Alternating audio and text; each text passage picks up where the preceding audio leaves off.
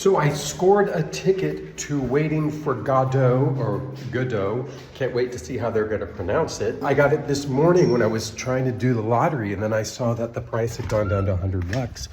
I had already bought a ticket for later this month for $130, but I was like, you know what? Let's just get in and see it now for $30 less. Bought the ticket, and now I'm heading out to the Hudson Theatre.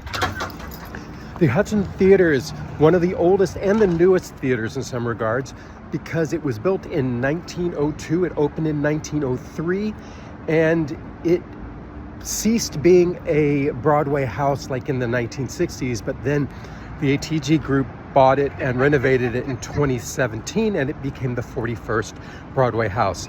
But during its life, it was used for radio studio. It was used as a television studio. The Late Show with Steve Allen used to be there.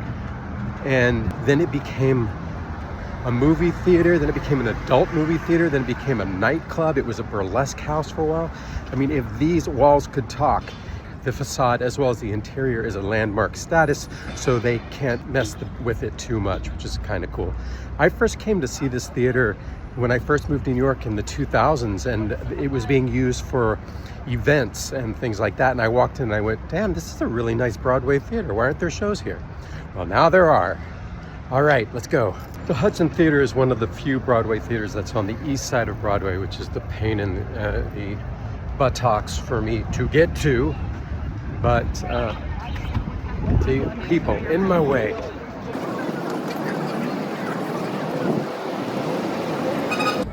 There's the Belasco with my favorite show, Maybe Happy Ending.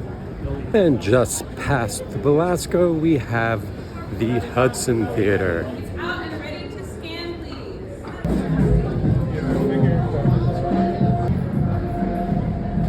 Pardon me, folks.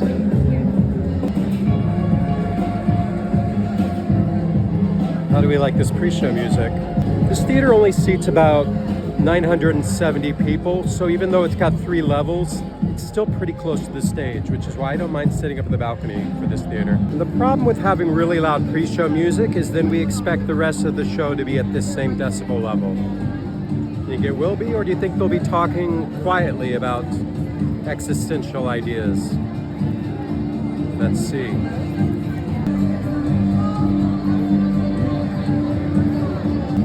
Girl, we can't hear you. It's intermission, and the struggle is real.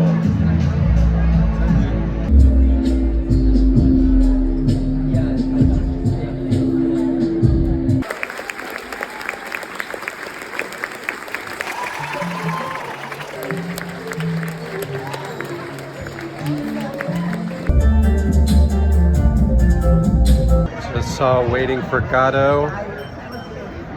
And I'm a little angry at Jamie Lloyd. Let me see if I can calm down, and I will record my review, and that should be coming out shortly. You know, I'm kind of glad I paid for my ticket for Waiting for Godot instead of getting a press ticket. Because when I get a press ticket, I feel like I need to say something nice. All right.